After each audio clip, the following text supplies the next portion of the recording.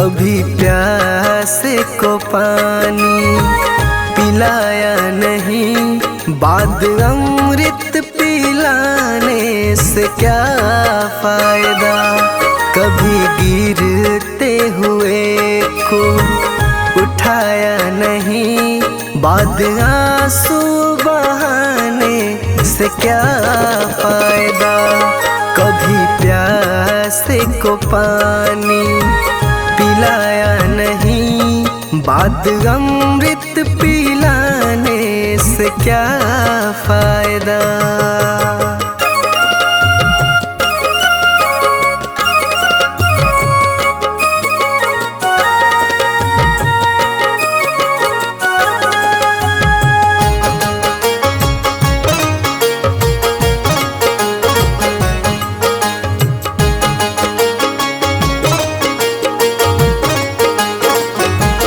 मैं तो मंदिर गया पूजा आरती की, पूजा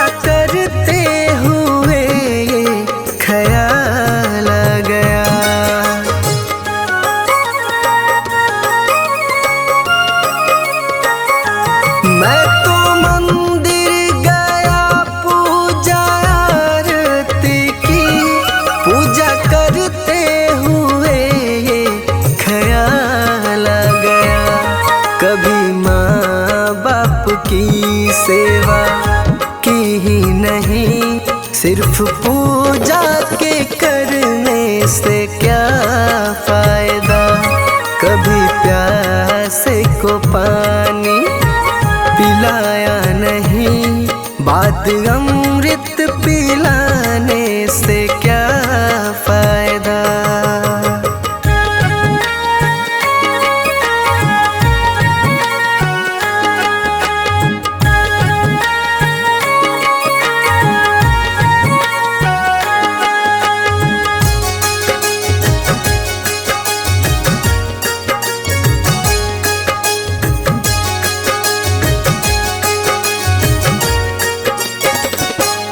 मैं तो सत्संग गया, गुरुवाणी सुनी, गुरुवाणी को सुनकर ख्याल आ गया।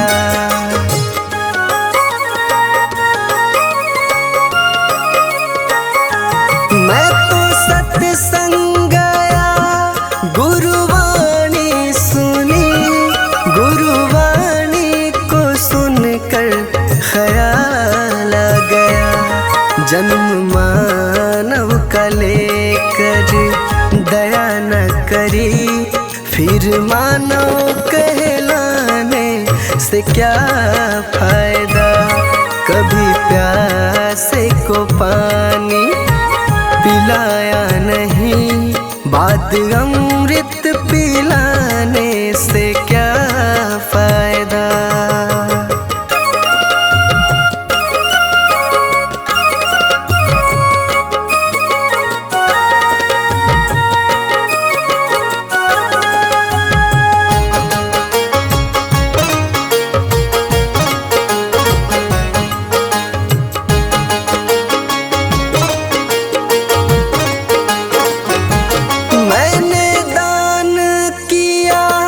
मैंने जप तप किया, दान करते हुए ये ख्याल आ गया।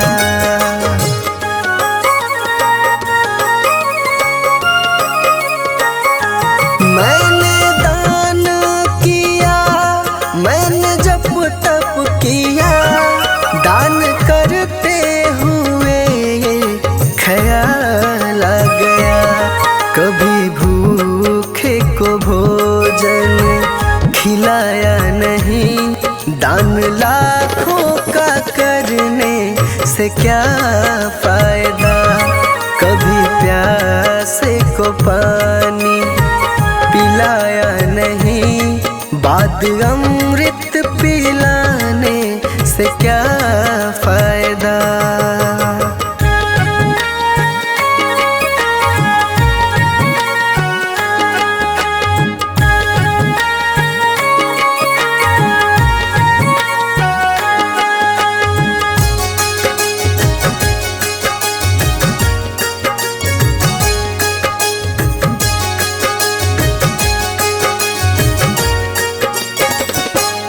गंगा नहाने हरिद्वार काशी गया, गंगा नहाते ही मन में ख्याल आ गया।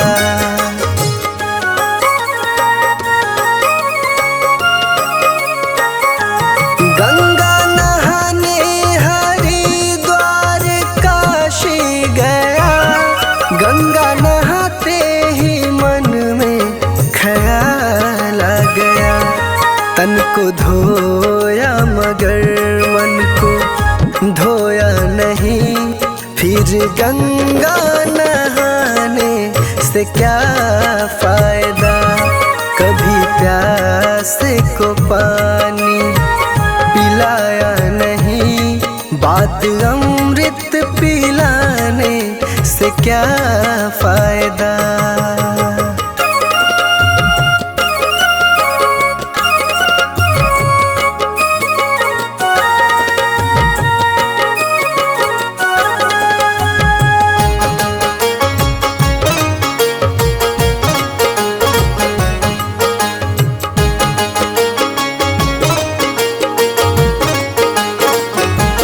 मैंने वेद पढ़े, मैंने शास्त्र पढ़े, शास्त्र पढ़ते हुए ये ख्याल आ गया।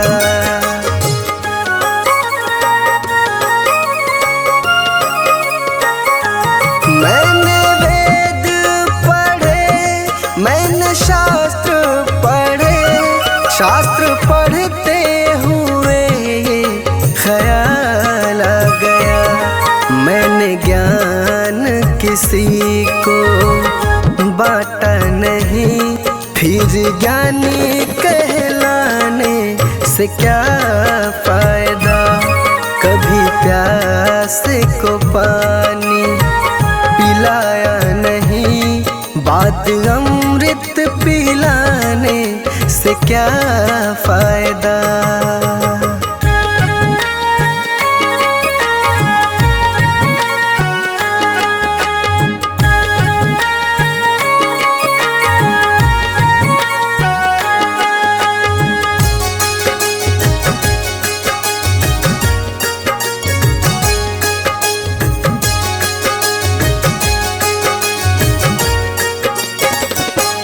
माँ पिता के चरणों में चारों धाम है, आ जा यही मुक्ति का धाम है।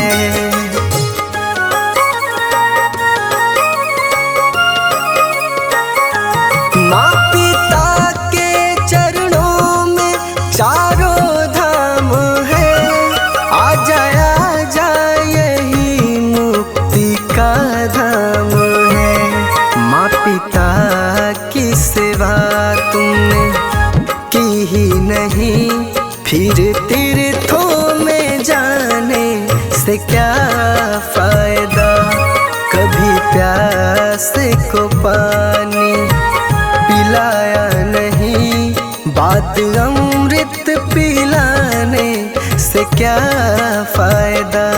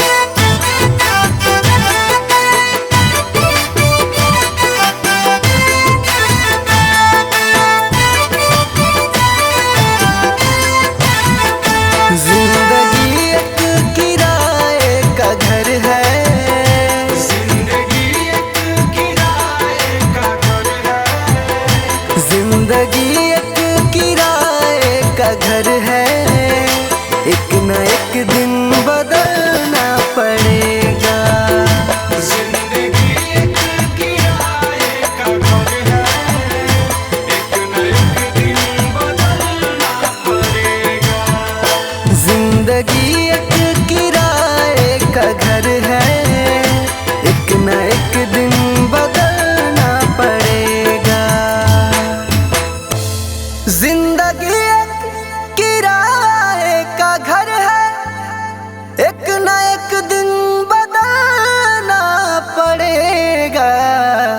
मौत जब तुझको आवाज देगी, मौत जब तुझको आवाज देगी, मौत जब तुझको आवाज देगी, घर से बाहर निकलना पड़ेगा।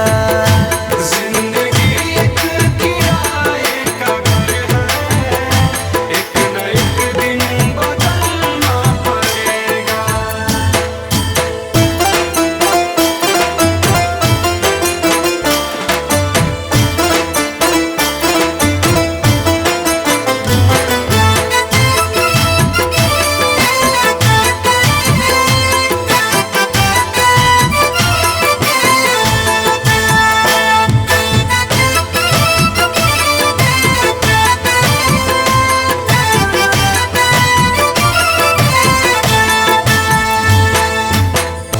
ढेर मिट्टी का हर आदमी है, बाद मरने के होना यही है।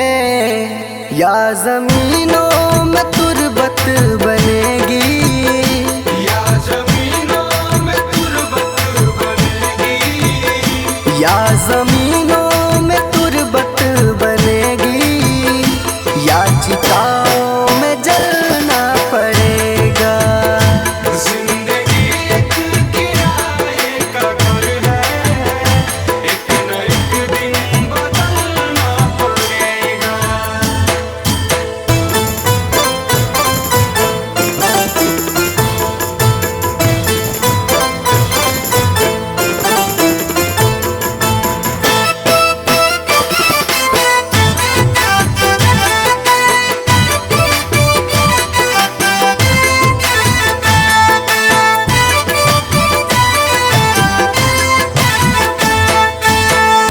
रात के बाद होगा सवेरा, देखना है अगर दिल सुनहरा। पाँव फूलों पे रखने से पहले, पाँव फूलों पे रखने से पहले, पाँव फूलों पे रखने से पहले, तुमको कांटों पे चलना पड़ेगा। जिंदगी एक किराए का घर है, एक न एक दिन बदलना पड़ेगा।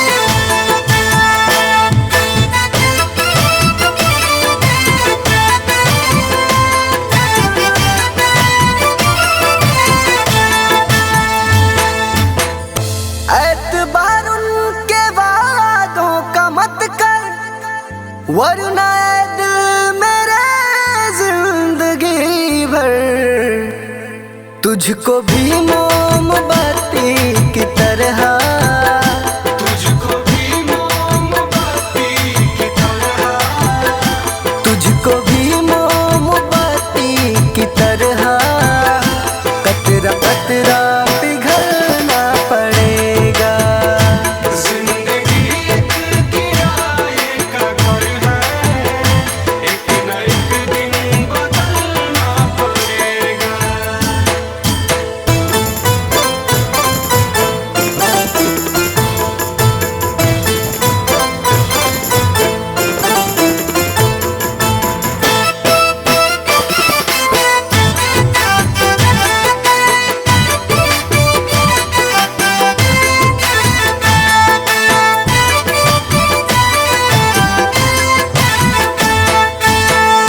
ये जवानी है पल भर का सपना, ढूंढ ले कोई महबूब अपना। ये जवानी अगर ढल गई तो, ये जवानी अगर ढल गई तो, ये जवानी अगर ढल गई तो, उम्र भर हाथ मलना पड़ेगा। जिंदगी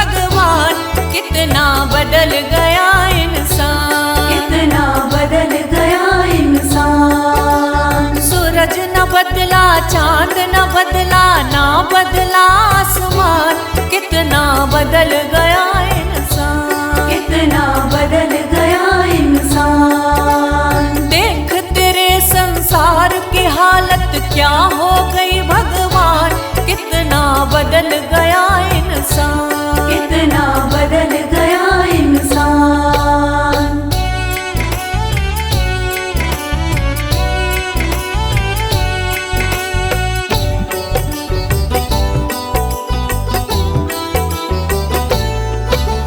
आया समय बड़ा बेढंगा, आज आदमी बना लफंगा, आज आदमी बना लफंगा। कहीं पे झगड़ा कहीं पे दंगा, नाच रहा नर होकर नंगा, नाच रहा नर होकर नंगा। छल और कपट के हाथों अपना बेच रहा ईमान, कितना बदल गया इंसान, कितना बदल गया इंसान। देख तेरे संसार की हालत क्या हो गई भगवान, कितना बदल गया इंसान, कितना बदल गया इंसान।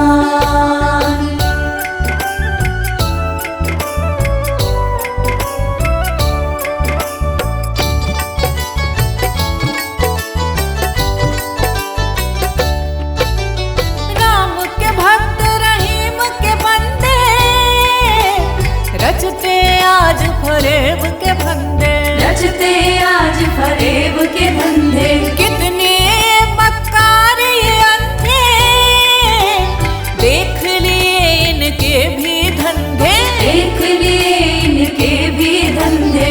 इन्हीं की काली करतूतों से हुआ ये मुल्क मशान, कितना बदल गया इंसान, कितना बदल गया इंसान। देख तेरे संसार की हालत क्या हो गई भगवान, कितना बदल गया इंसान, कितना बदल गया इंसान।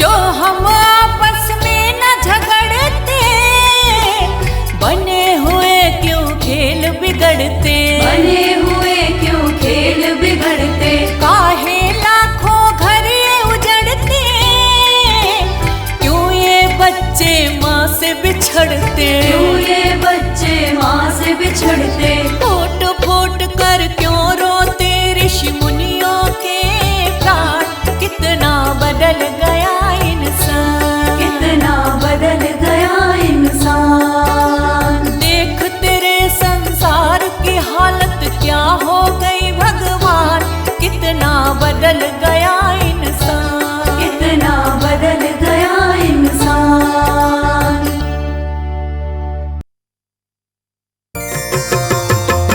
जय श्रीमन नारायण।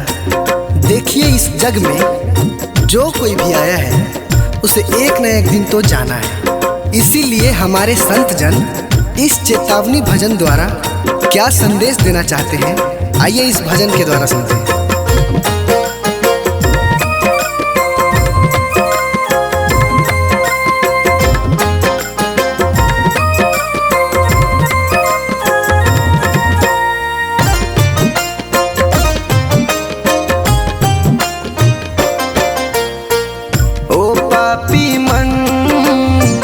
कर ले भजन, मौका मिला है तो कर ले जतन।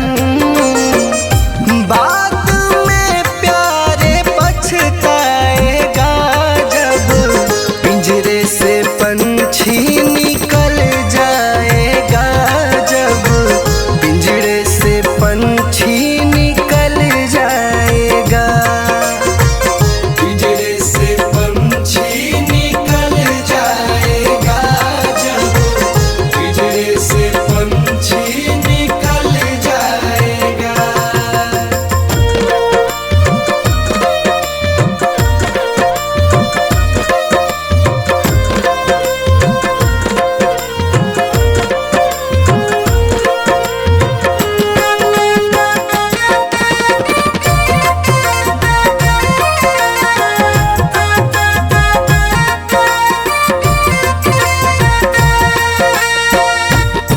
जन कहते हैं कि क्या तेरा क्या मेरा लगा रखा है।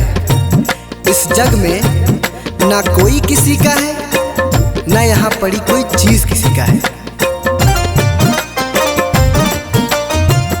4 दिनों का है जग का मेला, कोई न साथी संगी अकेला।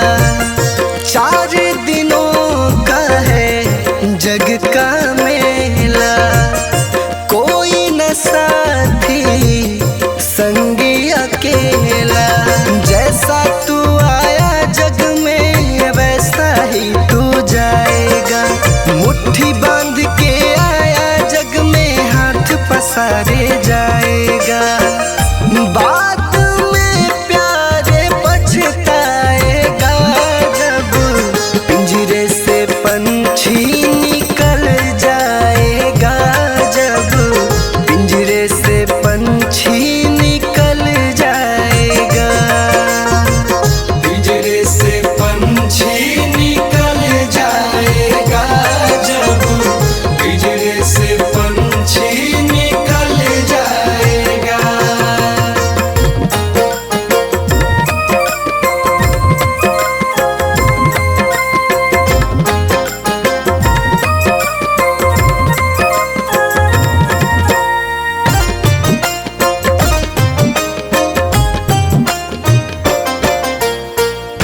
भाई बंधु कुटुंब कबीला, ये तो जग का झूठा झमेला। भाई बंधु कुटुंब कबीला, ये तो जग का झूठा झमेला। मरने के बाद तुझे आग में जलाएंगे, 13 दिनों का तेरा मातम मनाएंगे। बाद में प्यारे पछताएगा, जब पिंजरे से पंछी निकल जाएगा, जब पिंजरे से पंछी निकल जाएगा। पिंजरे से पंछी निकल जाएगा, जब पिंजरे से पंछी निकल जाएगा।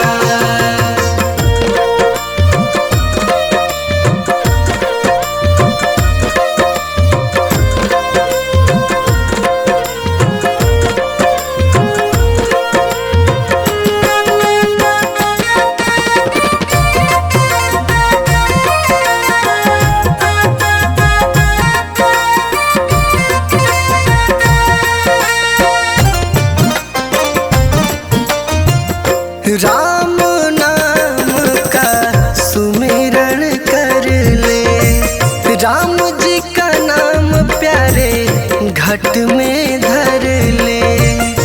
राम नाम का सुमिरन कर ले, राम जी का नाम प्यारे घट में धर ले। राम जी का नाम प्यारे काम तेरे आएगा, जीवन मरण से तू प्यारे मुक्ति पा जाएगा। बाद में प्यारे पछताएगा, जब पिंजरे से पंछी निकल जाएगा, जब पिंजरे से पंछी निकल जाएगा। पिंजरे से पंछी निकल जाएगा, जब पिंजरे से पंछी निकल जाएगा।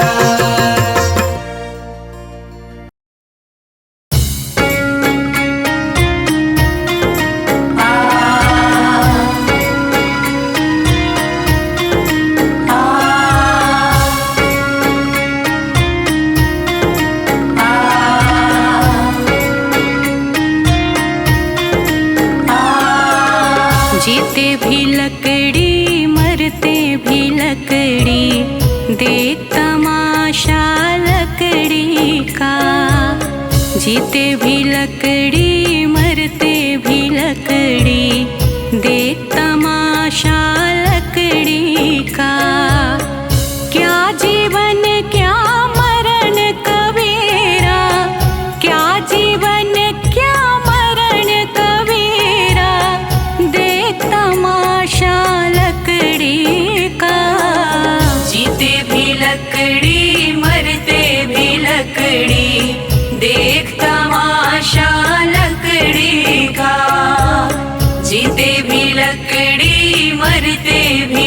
लकड़ी, देख तमाशा लकड़ी का।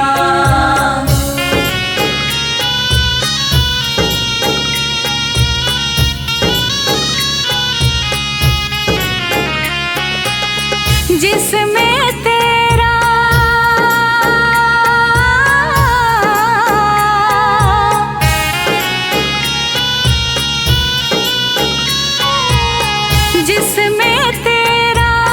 जन्म हुआ वह पलंग बनाया लकड़ी का। जिसमें तेरा जन्म हुआ वह पलंग बनाया लकड़ी का। मात तुम्हारी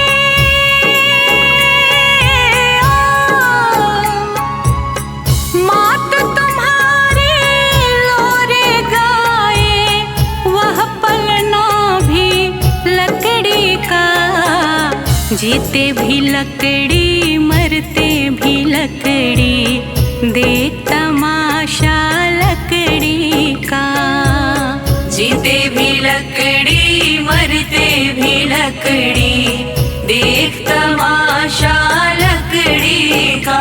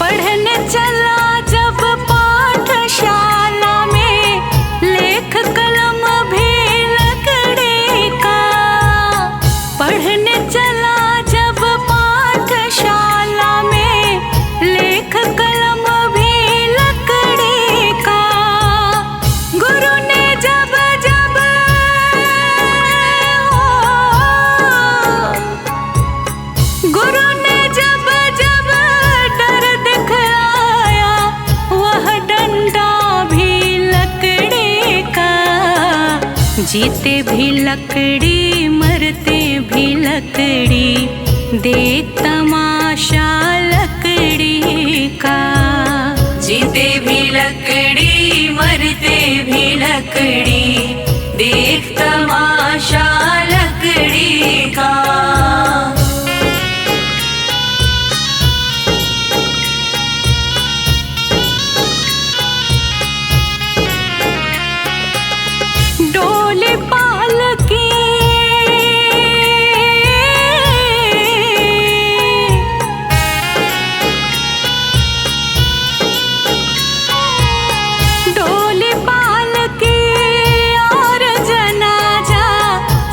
कुछ है यह लकड़ी का। डोली पालकी और जनाजा, सब कुछ है यह लकड़ी का। जन्म मरण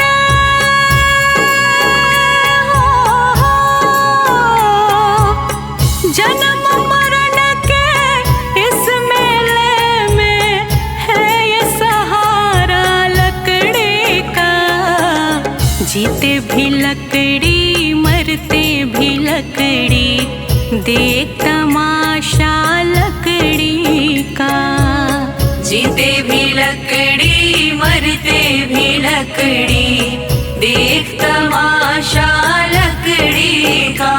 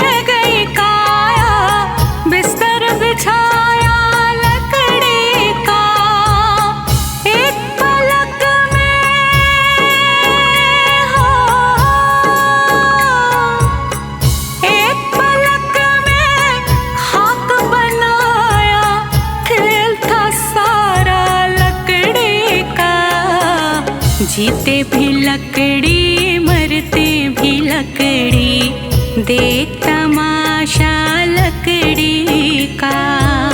जीते भी लकड़ी मरते भी लकड़ी, देख तमाशा लकड़ी का।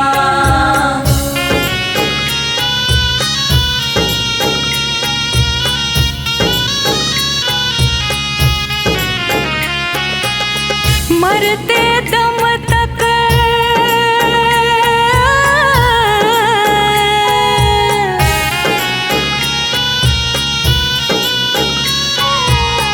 मरते दम तक मिटा नहीं भैया झगड़ा झगड़े लकड़े का।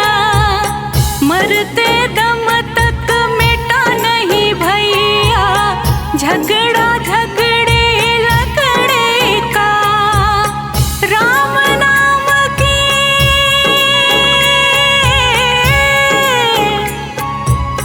राम नाम की रटन लगाओ तो मिट जाए झगड़ा लकड़े का।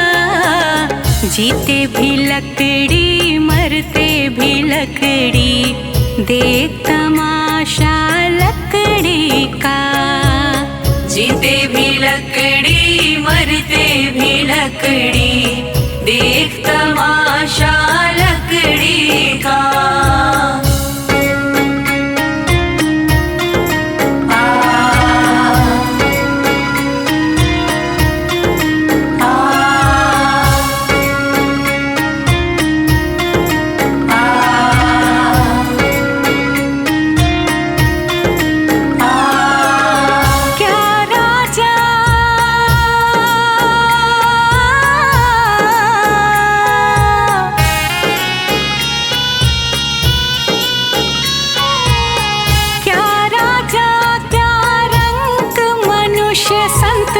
अंत सहारा लकड़ी का। क्या राजा क्या रंग मनुष्य संत, अंत सहारा लकड़ी का। कहत कबीर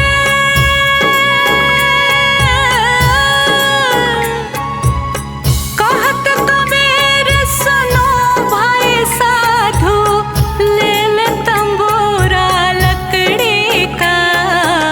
जीते भी लकड़ी मरते भी लकड़ी, देख तमाशा लकड़ी का। जीते भी लकड़ी मरते भी लकड़ी, देख तमाशा लकड़ी का।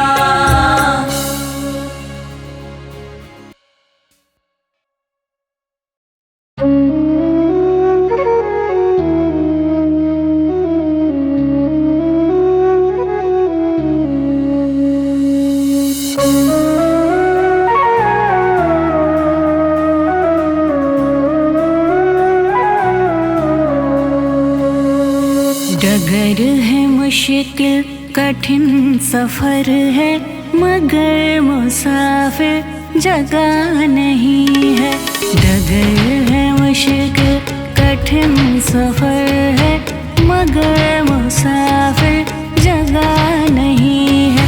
जो सोएगा बस वही खोएगा, जो सोएगा बस वही खोएगा, ये बात उसको पता नहीं है। डगर है मुश्किल कठिन सफर है, मगर मुसाफिर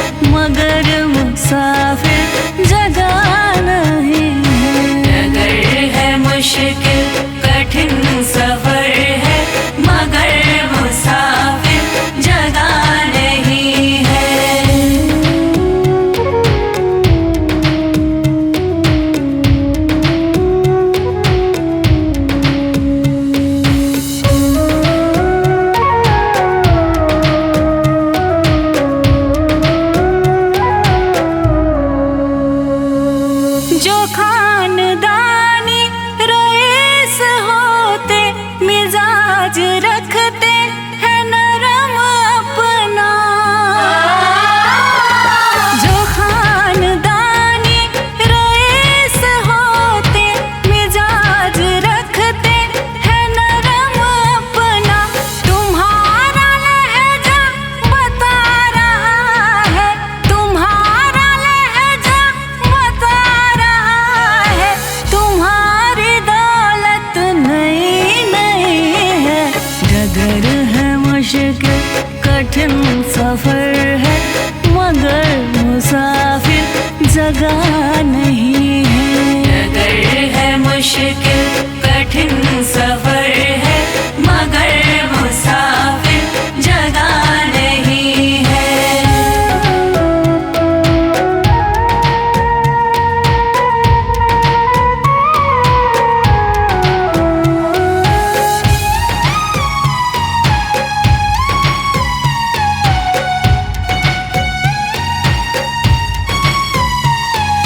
जरा सा कुदरत ने क्या नवाजा कि आके बैठे हो पहले शफ में।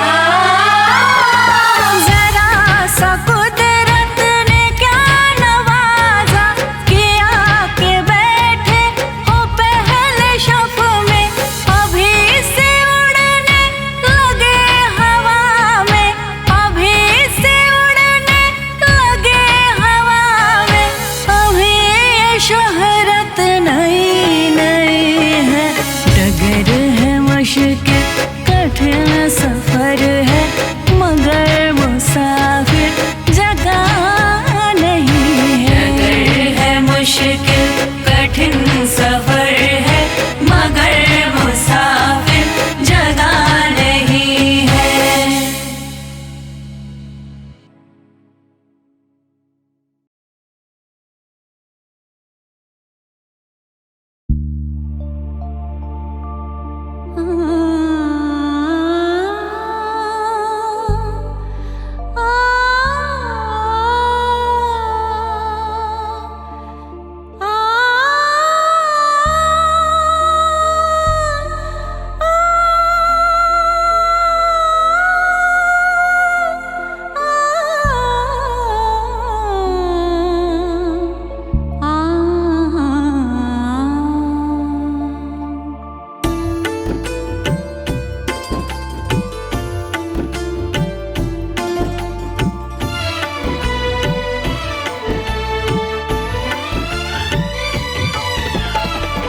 तूने जो कमाया है, तूने जो कमाया है, कोई दूसरा ही खाएगा। तूने जो कमाया है, कोई दूसरा ही खाएगा। तूने जो कमाया है, तूने जो कमाया है, तूने जो कमाया है, कोई दूसरा ही खाएगा। खाली हाथ आया है और खाली हाथ जाएगा। तूने जो कमाया है, कोई दूसरा ही खाएगा।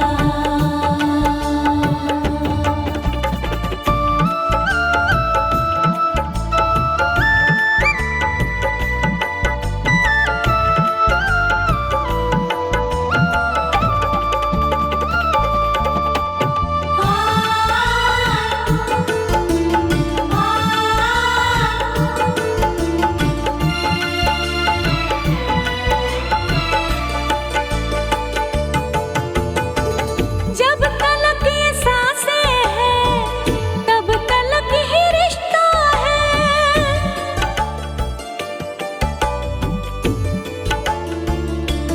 हो जब तलक ये सांसें हैं, तब तलक ही रिश्ता है। जब तलक ये सांसें हैं, तब तलक ही रिश्ता है। सांस जिस घड़ी टूटी, रिश्ता टूट जाएगा। सांस जिस घड़ी टूटी, रिश्ता टूट जाएगा। तूने जो कमाया है, तूने जो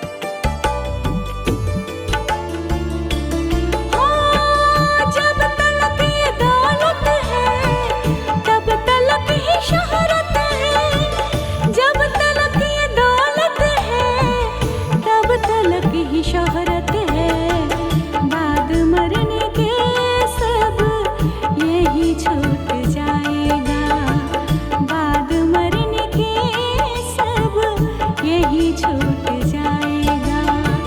तूने जो कमाया है, तूने जो कमाया है, तूने जो कमाया है, कोई दूसरा ही खाएगा। खाली हाथ आया है और खाली हाथ जाएगा। तूने जो कमाया है, कोई दूसरा ही खाएगा।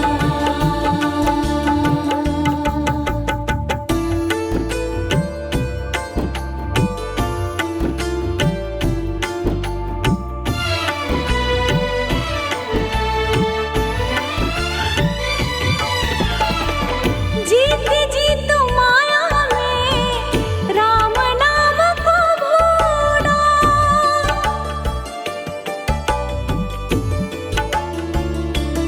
हो जीत जीत माया में राम नाम को भूला। जीत जीत माया में राम नाम को भूला। मौत का समय आया तो राम याद आएगा। मौत का समय आया तो राम याद आएगा। तूने जो कमाया है, तूने जो कमाया है, तूने जो कमाया है, कोई दूसरा ही खाएगा। खाली हाथ आया